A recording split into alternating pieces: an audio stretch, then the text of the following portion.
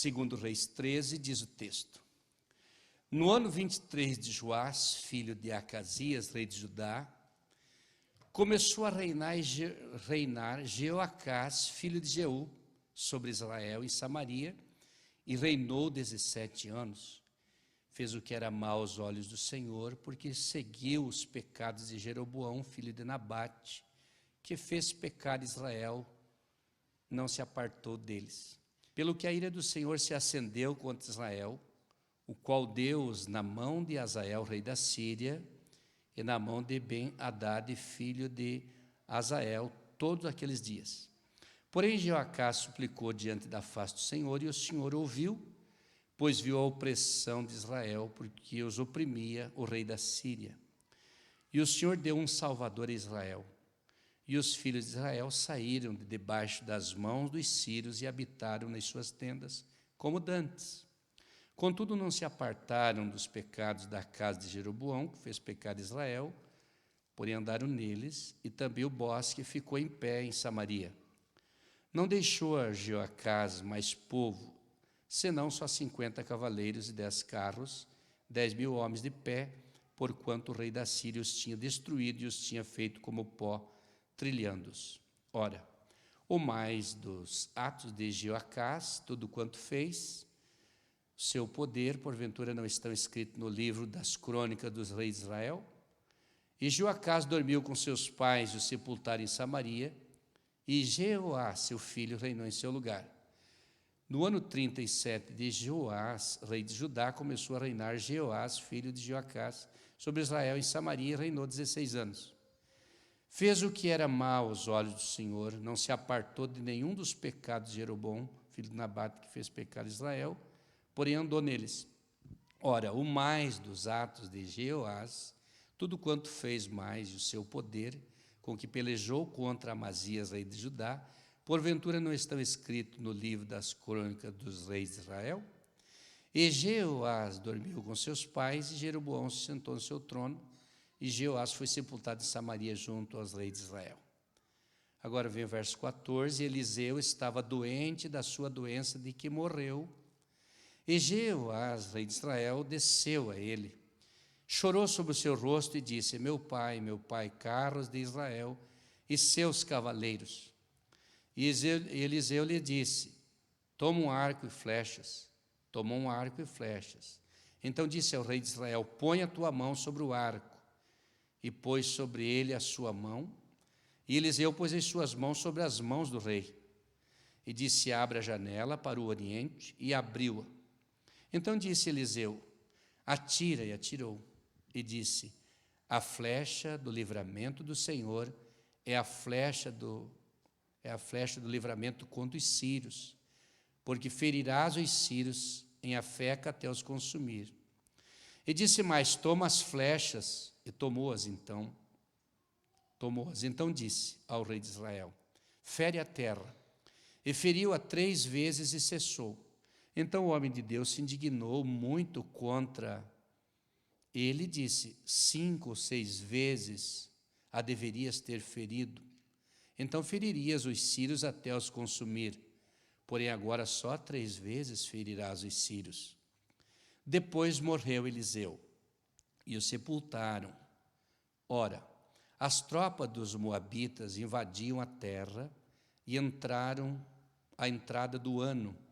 E sucedeu que, entrando eles, um homem, eis que viram um bando e lançaram o homem na sepultura de Eliseu. E caindo nela o homem, tocando nos ossos de Eliseu, reviveu e se levantou sobre os seus pés. E Azael, rei da Síria, oprimiu Israel todos os dias de Jeoacás. Porém o Senhor teve misericórdia deles e se compadeceu deles, e tornou para eles, por amor do seu concerto com Abraão, Isaque e Jacó, e não os quis destruir, e não os lançou ainda da sua presença. E morreu Azael, rei da Síria. Ben-Hadad, seu filho, reinou em seu lugar. E Joás, filho de Jeoacás, tomou a tornar a cidade das mãos de Ben-Hadad, que este tinha tomado das mãos de Jeoacás, seu pai, na guerra. 3 vezes Joás feriu e recuperou a cidade de Israel. Amém. Vamos dirigir a Deus uma oração antes de falar alguma coisa. Amado Deus e Pai, nós estamos aqui na Tua presença, te agradecendo pela vida, pelo privilégio que o Senhor nos concede de estarmos no templo do Senhor juntos, meditando na Tua palavra e adorando o Teu nome. Tua presença faz a diferença nas nossas vidas e a Tua presença, Senhor, é o que nos faz descansar a cada dia. Olha para cada um de nós nesta noite e nos abençoe por Tua graça e seja glorificado em nome de Jesus. Amém. Glória a Deus. Queridos, Israel sempre foi chamado, considerado o povo de Deus, tanto pelos profetas quanto pelos patriarcas, e até hoje nós consideramos o povo de Israel como o povo escolhido, a nação que é a menina dos olhos de Deus. O povo de Israel é um povo muito forte, é um povo muito poderoso. Quando você vai a Israel, você já sabe que vai conversar com soldados policiais seguidamente, feminino e masculino. E lá servem 2 anos, e não é que nem aqui, e às vezes até mais. E os soldados de Israel têm muita coragem. Israel é um país pequeno, menor que Santa Catarina, no entanto, é um país muito forte. Em questão de guerra, mexer com Israel é mexer com um problema muito grande. É um povo protegido por Deus. A igreja do Brasil, a igreja do mundo, ora por Israel. Eu oro por Israel sempre quando lembro. Israel não fabrica carros, dificilmente. Eles fabricam armas. Eles têm grandes aeroportos, eles têm grande armamento. Eles são muito fortes, muito sábios. O povo de Israel é um povo marcado pela graça de Deus e pelas promessas de Deus. Tudo que você ler na Bíblia, no Velho Testamento, vai estar atrelado à história de Israel, ao movimento de Israel, à vida de Israel, à cultura de Israel e à manifestação de Deus sobre o povo de Israel. E a Bíblia diz que Israel tem um guardião, que é o arcanjo de Deus.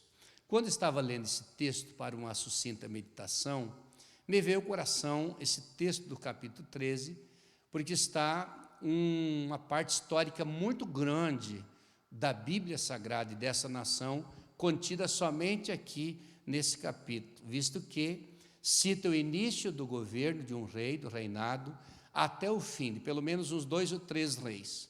E no versículo 1, nós vimos aqui que no ano 23 de Joás, que era o rei de Judá, então assumiu o governo Jeoacás, que era rei de Israel. Este Joás reinou 40 anos. Está tudo aqui, continua o capítulo 13. E Jeoacás reinou 17 anos. E depois Jeoás reinou 16 anos. Então o governo deles, o reinado deles, era muito grande. Israel foi marcado por sequências de erros. Os homens erravam e a nação sofria.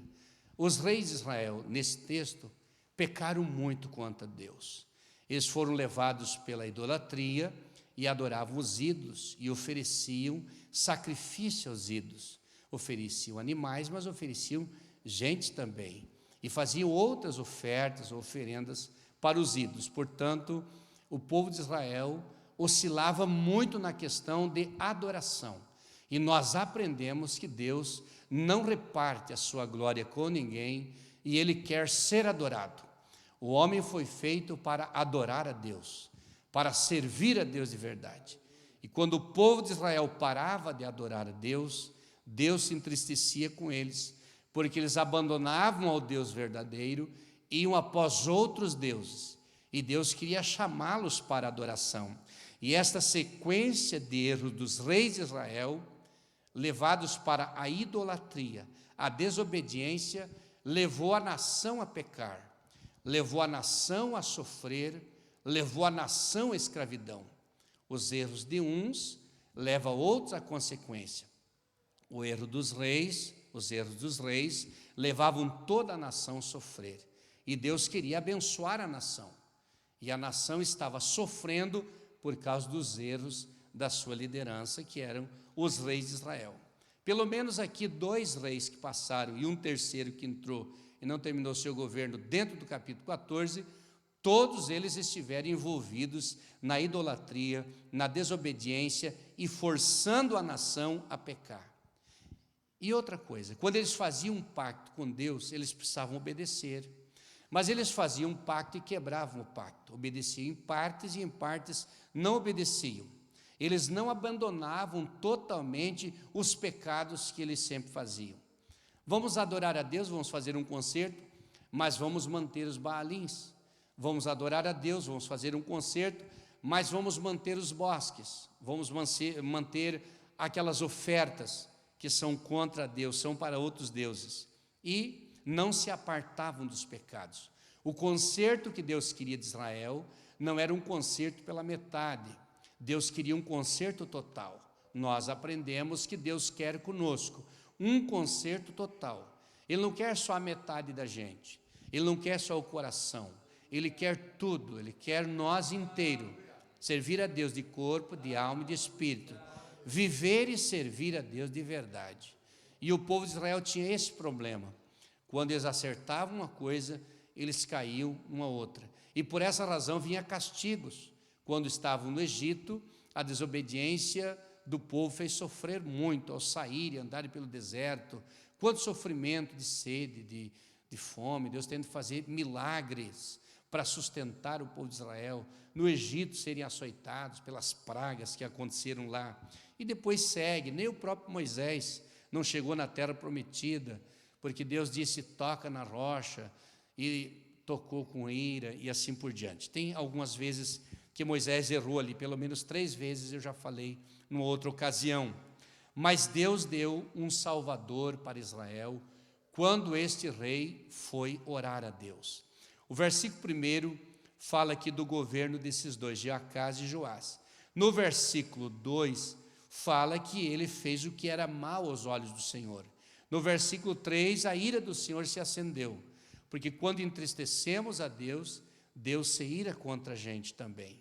Mas no versículo 4, ele foi suplicar a Deus. Quando as coisas apertaram, ele foi para a oração. É assim que a gente faz. Quando as coisas apertam, a gente vai para a oração. Quando ele foi para a oração, Deus providenciou um Salvador para Israel, um libertador para a nação, pela súplica de Jeoacás. Mas, contudo, versículo 6, eles não se apartaram dos pecados da casa de Jeroboão, que fez pecar Israel. Andaram neles, continuaram andando nos pecados deles. E logo entrou outro no governo. Fazia 14 anos que Jeoacás assumiu, entrou seu filho, começou a governar junto com ele. Logo ele morreu, seu filho assumiu. E agora Israel está sofrendo, porque desobediência, idolatria, pecados e tantos outros pecados poderíamos citar aqui. Mas chegou a hora em que o profeta, que era um homem muito reverenciado, muito amado, muito querido de toda a nação, apesar dos reis não obedecerem às ordens do profeta, não obedecerem os ensinamentos do profeta, mas eles respeitavam e temiam e consideravam esse profeta. Chegou a hora que este homem ficou doente, e o rei de Israel desceu a falar com Eliseu. E quando ele chegou aqui já no versículo 14, falar com Eliseu, a Bíblia diz que Eliseu estava doente da doença que ele morreu. E Jeoás, rei de Israel, desceu a ele, chorou sobre o seu rosto e disse, meu pai, carros de Israel e seus cavaleiros.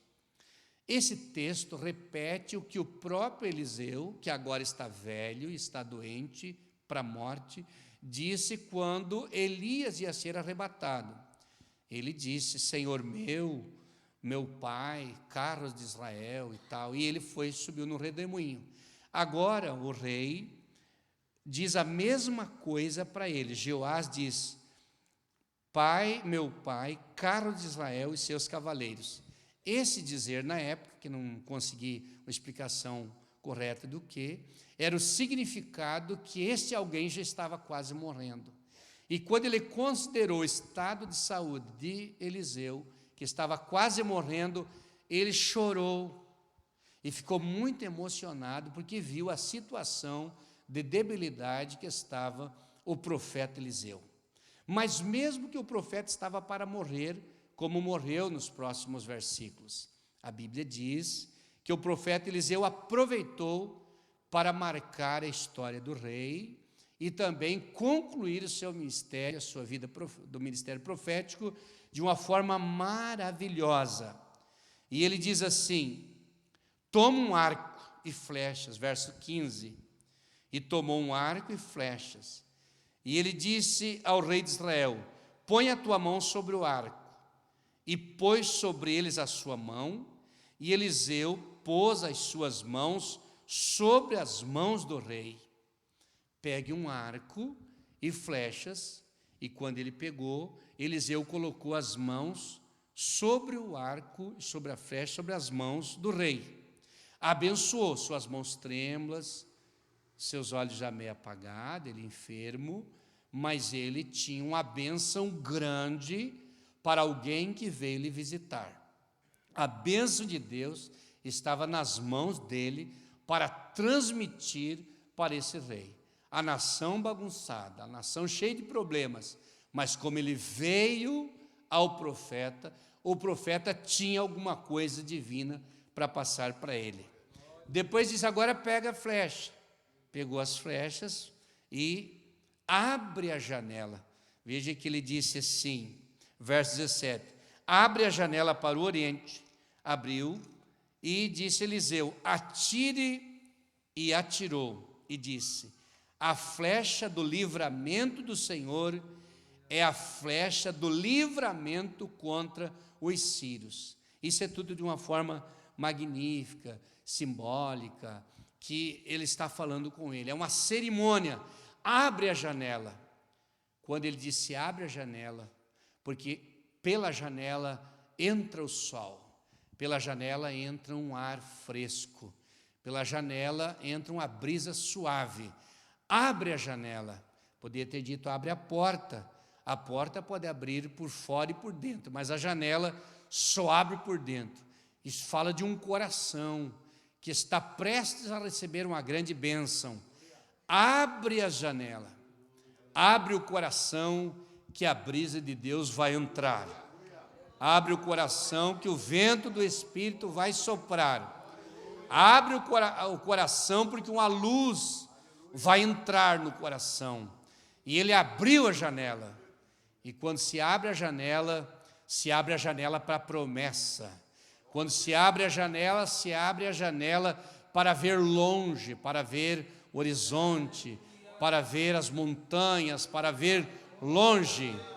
Quem abre a janela é porque quer que o clima mude de dentro da casa, de dentro do lar. Quem abre o coração para Deus está aberto para que o vento do Espírito sopre e venha sobre o seu coração. Glória a Deus. Mas ele disse agora: pegue a flecha e atire essa flecha. E ele atirou a flecha. Ele disse: esta é a flecha do livramento do Senhor, o livramento contra os sírios. A mão do profeta tinha abençoado as mãos do rei.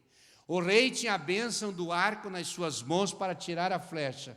A flecha saiu em direção ao oriente, em direção a Damasco, a capital da Síria, onde o exército da Síria seria subjugado por Israel nos próximos anos. E ele disse: esta é a flecha do livramento contra os sírios. Essa é a flecha da bênção, que vai para destruir o mal e para conquistar a paz e a vitória. E eu li no livro que nós, que nos colocamos nas mãos de Deus, somos a flecha do Senhor, a flecha do livramento, a flecha da bênção. Você é projetado por Deus para fazer alguma coisa em algum lugar, para abençoar alguém. Glória a Deus. Você é a flecha do livramento. Grave esta frase: eu sou a flecha do livramento. Eu sou a flecha da bênção. Na minha vida está uma projeção de Deus. Na minha vida está uma promessa de Deus. Na minha vida está algo divino, e eu serei projetado pela janela do Espírito Santo para tocar em algum lugar e abençoar, e dar livramento para alguém, e dar bênção para alguém. Você é a flecha do livramento. Depois ele disse assim: olha, agora você pega as flechas. E ele pegou e disse: fere a terra. E o rei pegou e feriu 1, 2, 3 vezes. E olhou para o profeta. E o profeta ficou nervoso, ele estava doente, ele estava prestes a morrer, mas ele tinha coragem suficiente para determinar a bênção e para corrigir os erros. E ele disse: por que só feriste 3 vezes? Esta é a flecha do livramento. Você devia ter ferido 5 ou 6 vezes. Você destruiria os inimigos tantas vezes até exterminá-los totalmente. Mas como você só feriu 3 vezes, só 3 vezes destruirás os sírios. E a partir daí, os sírios voltarão a dominar vocês. Este assunto nos chama muita atenção. E nós aprendemos com isso, porque a nossa atitude, a ação de Deus está na nossa atitude. Fere, ele devia continuar ferindo a terra até o profeta mandar parar. A ação dele iria determinar as bênçãos que ia receber. A ação de Deus está na sua atitude. A ação de Deus está na minha atitude. Se a minha atitude for de um guerreiro, de um lutador, de uma pessoa perseverante, eu serei abençoado por Deus. Deus vai agir sobre mim.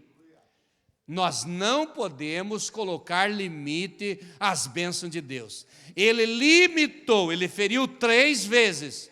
Ele limitou a bênção de Deus para a nação inteira. Quantas vezes nós limitamos as ações de Deus na nossa vida? Eu e você somos responsáveis para as ações de Deus na nossa vida. Eu posso limitar a ação de Deus pela minha incredulidade, pela minha negligência, por eu ir devagar nas coisas, por eu não buscar suficiente. Eu posso limitar. E eu posso dizer para o irmão: não limite a bênção de Deus para a sua vida como o profeta limitou, ou como o rei limitou. O profeta disse: fere a terra. Ele devia ferir várias vezes. Alguém disse que ele saiu lá fora, achou um chão mais mole, ali do lado do muro da casa do profeta, e feriu 3 vezes. Mas alguém disse que ele feriu a terra no chão batido de dentro da casa do profeta, e era um chão duro, e ele feriu 3 vezes só, porque o chão era duro. Não importa se Deus deu a ordem, faça. Se a ordem divina veio sobre ti, obedeça, porque Deus tem bênção para você, e você não pode colocar limite na bênção de Deus. Glória a Deus. Aprendemos também que a ação da vitória é uma ação contínua. Você tem que ter uma ação contínua. Quantas pessoas agem um pouquinho e para. Age uns dias e para. Seja constante. Vai agindo. Que Deus vai olhando para você, vai agindo. Uma ação contínua é uma ação de vitória. Uma ação contínua é uma ação de bênção. Porque as nossas ações determinam o número de vezes que o inimigo será derrotado. Quantas vezes você quer que o inimigo seja derrotado? Vamos citar alguns inimigos? Vamos citar o inimigo da tentação. Quantas vezes você quer que o inimigo da tentação seja vencido? Sempre, pastor. Então, haja, porque as nossas ações determinam o número de vezes que o inimigo será vencido. Mas é a vida financeira, pastor, que é o meu inimigo. Então, haja com firmeza, com determinação, que você vai vencer em nome de Jesus. Quantas vezes for necessário, o inimigo estará sendo derrotado, porque a ordem do profeta era para agir, e faltou ousadia. Pense nessa palavra, faltou ousadia. Faltou ousadia para você, faltou ousadia para mim. Eu devia fazer, não fiz, eu devia agir, não agi. Faltou ousadia. Estou com medo, estou acovardado, estou cansado, sou negligente. O que aconteceu comigo? Faltou ousadia. Deus quer dar para você ousadia. Deus quer dar para você determinação. Deus quer dar para você agilidade. Deus quer dar para você algo grande. Não põe limite na bênção de Deus na sua vida. Atrás desta batalha toda, tem um projeto de Deus. Atrás do teu sofrimento, tem um projeto de Deus. Atrás do teu sofrimento, tem as mãos de um profeta.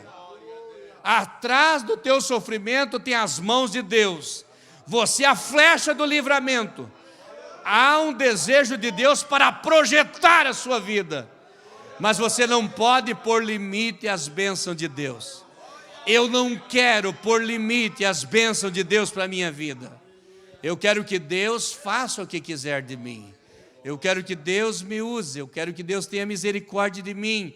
Eu quero que Deus me cuide. Eu não posso colocar limites às atitudes de Deus na minha vida.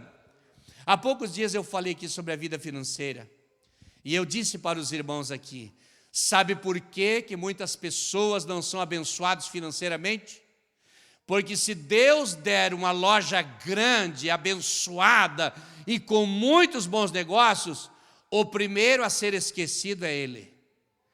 Porque não teremos mais tempo de ir no culto, não teremos mais vontade de contribuir na obra de Deus e nós nos tornaríamos orgulhosos. Quantas pessoas poderiam ser riquíssimos na área financeira, mas eles colocaram limites na atuação de Deus.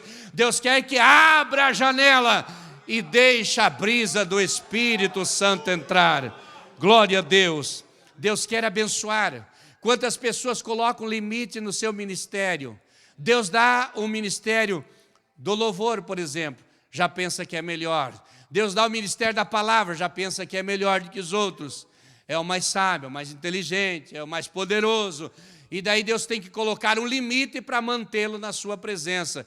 Porque Deus tem um jeito de nos segurar. É convertido, mas é muito fraco na fé. É muito fraco na emoção. Não tem muita maturidade. Ele dá um limite. Mas que Deus nos dê graça, nos revista, para nós possuir tudo que Deus nos der dessa terra. E sermos os mesmos crentes fiéis e abençoados. Seja o homem mais poderoso na palavra, no conhecimento, na sabedoria, nos louvores, na adoração, mas seja o mesmo crente. Seja a pessoa mais rica que Deus colocar nessa cidade, mas seja o mesmo crente. Seja a pessoa mais inteligente que Deus colocar na terra, mas seja mesmo crente. Possui o que possuir, tem o que tiver, mas é o mesmo crente. O maior empresário da cidade, mas seja o mesmo crente humilde e fiel. Não coloque limite no poder de Deus. Deus quer abençoar a sua vida, mas nós estamos limitando, meu Deus do céu. Pense comigo, queridos. Eu não posso pôr limite ao que Deus quer fazer na minha vida. Há um projeto de Deus para mim. E a minha atitude vai determinar as ações de Deus. A minha atitude vai determinar o milagre de Deus. A minha atitude ou as minhas atitudes vão determinar a minha conquista, o meu espaço. Você vai trancar o teu espaço se você quiser. Mas se você quiser, Deus abrirá as portas, as janelas, e abrirá muitas coisas grandes e dará para você. Falando num contexto espiritual, mas um contexto familiar, um contexto financeiro, um contexto intelectual. Quanta gente que não consegue as coisas, porque Ele pôs limite. Mas às vezes Deus quer que a gente ore um pouco mais. Mas eu coloquei limite no poder de Deus na minha vida. Eu fico orando só 5 minutos, só 10 minutos. Deus quer me encher da sua graça, mas eu não oro. Deus quer me encher do seu poder, mas eu não oro. Deus quer acrescentar a minha fé, mas eu não oro. Eu estou colocando limite na atuação de Deus na minha vida. Glória a Deus, glória a Deus. Ele teve liberdade, mas não aproveitou. O rei teve liberdade. Ele veio visitar o profeta. O profeta colocou as suas mãos sobre as mãos dele. O profeta providenciou a bênção para ele vindo dos céus, porque ele era o portador da bênção. Ele foi arrumar as flechas, foi arrumar o arco, mas o profeta o abençoou, colocou as mãos sobre as mãos dele, aconselhou ele, disse que era a flecha do livramento, mandou abrir a janela, mandou jogar a flecha, depois mandou usar a flecha cravando no chão, mas ele colocou limite, mas ele tinha tudo para ser bem sucedido, ele teve liberdade, mas ele não aproveitou a liberdade que Deus deu, não aproveitou a oportunidade. Não limite a sua fé. Eu quero orar por você. Você quer oração? Não põe limite ao poder de Deus. Pastor, eu preciso de oração, porque eu não quero pôr limite à atuação de Deus na minha vida. Amado Deus e Pai Celestial, nós estamos orando com os nossos pastores aqui. Aqui no altar sagrado estão os teus filhinhos. Cada um de nós estamos na tua presença. Me coloco diante de ti para te dizer, ó Deus, me ajuda eu entender a tua palavra. Me ajuda eu entender o teu projeto. Eu não quero limitar o poder do Senhor na minha vida. Eu não quero limitar o poder do Senhor atuando na minha alma. Não quero limitar a minha fé. Eu não quero, Senhor, perder a oportunidade. Eu quero agir, eu quero lutar, eu quero a tua bênção. Abra as portas, Senhor, da bênção. Me ajuda a ser a flecha do livramento da nação, da família. Me ajuda, Senhor, a ser a bênção de Deus. Me ajuda a vencer o inimigo. Deus, em nome de Jesus Cristo, teu Filho, faz milagre no meio do teu povo nesta noite. Enquanto nós oramos, a glória do teu Espírito desce sobre o povo, Senhor, para a libertação, para a cura divina, para milagre, para a transformação, para que a glória do teu nome venha atuar nesta vida, nesta família, nesse casal, nesse casamento. Em nome de Jesus, abençoe o empresário, abençoe, Senhor, o trabalhador, o profissional, abençoe o pregador da tua palavra, o professor, o cantor, o músico. Vem abençoar toda a tua igreja, multiplicar a graça, o poder e a sabedoria, derramando a tua unção sobre o teu povo, em nome de Jesus. Aleluia.